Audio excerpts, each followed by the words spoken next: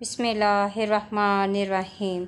ایک بار مجھے گود میں لے لو بابا، جوڑ کے ننھے سے ہاتھوں سے سکینہ نے کہا۔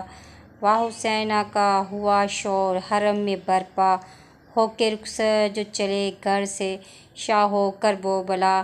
کہہ کے یہ دوڑی سکینہ کہ ٹھہر جاؤ ذرا، ایک بار اور مجھے گود میں لے لو بابا۔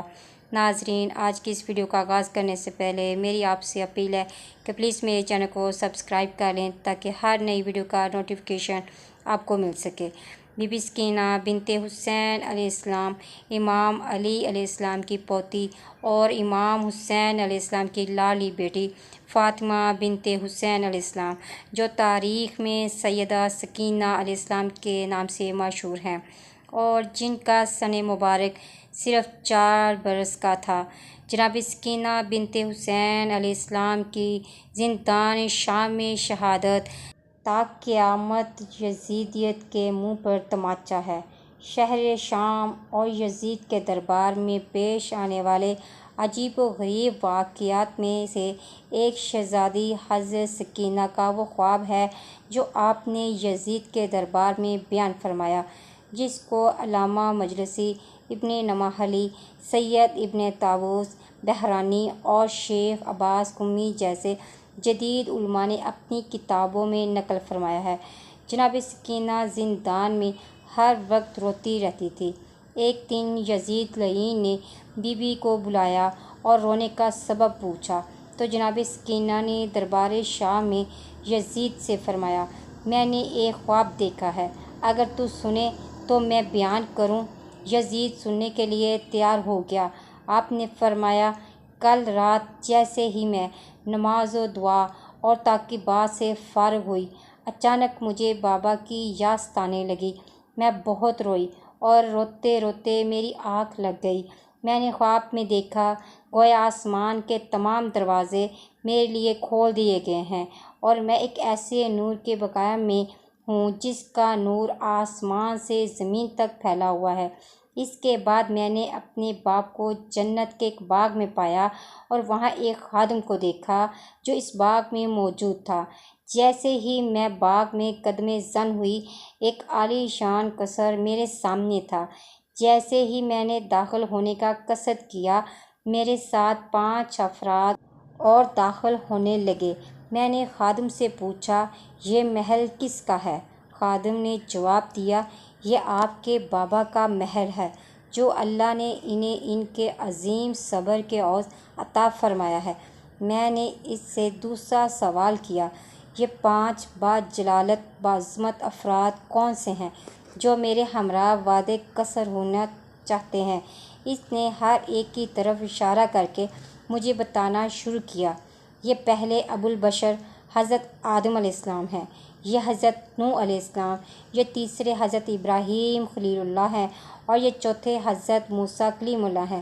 میں نے اس سے پوچھا، یہ بزرگ کون ہیں جو اپنی داڑھی پر ہاتھ رکھے ہوئے ہیں اور آثار حزن و ملال ان کے چہرے سے ظاہر ہو رہا ہے اور مسلسل جن کی آنکھوں سے آنسو نکل کر رخساروں پر بہہ رہے ہیں؟ اس نے جواب دیا، آقا زادی، ان بزرگ کو نہیں پہچانتی؟ میں نے کہا، نہیں۔ اس نے کہا، یہ آپ کے جد اللہ کے رسول حضرت محمد مصطفیٰ صلی اللہ علیہ وآلہ وسلم ہے جو آقا حسین سے ملاقات کے لیے آئے ہیں۔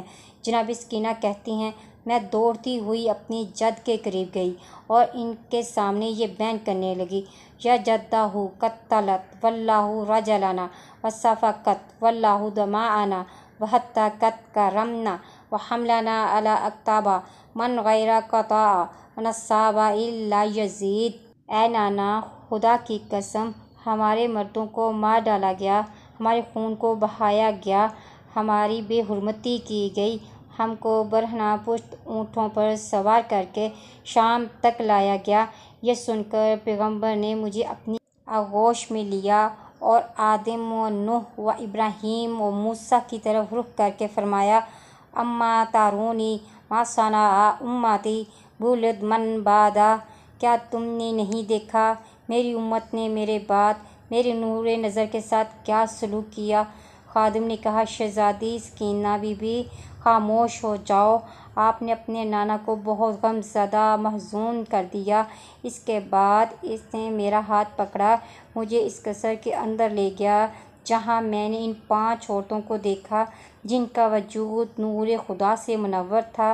ان کے درمیان ایک معظمہ کو دیکھا جو ہر اعتبار سے ممتاز تھی، سیاہ لباس میں ملبوس اور ایک خون بھرا کرتا ہاتھوں میں لیے ہوئے تھی۔ جب وہ اٹھتی تھی تمام عورتیں ان کے احترام میں کھڑی ہو جاتی تھیں۔ میں نے خادم سے سوال کیا، یہ کون ہیں؟ خادم نے مجھے ان سب کا تعارف کروایا۔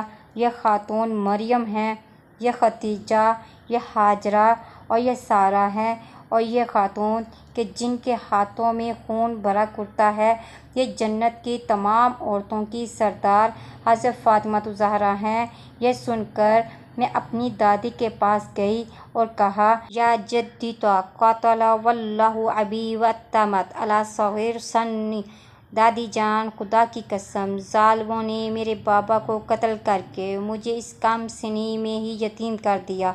میری دادی نے میرے یہ بیان سن کر مجھے اپنی آغوش میں لے لیا اور آہ و بکا کرنے لگی۔ اب کیا تھا، وہ عورتیں بھی رونے لگیں اور بصورت احترام عرض کی، اے سیدہ عالمیان صبر کرو، خدا آپ اور یزید کے درمیان فیصلہ کرے گا۔ اس کے بعد صدیقہ طاہرہ نے مجھ سے فرمایا، کفی صوتک یا سکینہ، میری لاڈلی سکینہ اب نہ رونا، فقد قطعت نیات قلبی ھذا قمیصی ابیک الحسین، تیرے صدائے گریہ نے مجھے ہلا کر رکھ دیا، اور دیکھ یہ تیرے بابا حسین کا خون بھرا کرتا ہے، لا یفارقنی حتی القا اللہ بہ، اسے اس وقت تک ہاتھ سے نہ چھوڑوں گی جب تک خدائے وحد سے ملاقات نہ کر لوں گی۔ اللہم لعن قاتلۃ الحسین و اولادہ و اصحابہ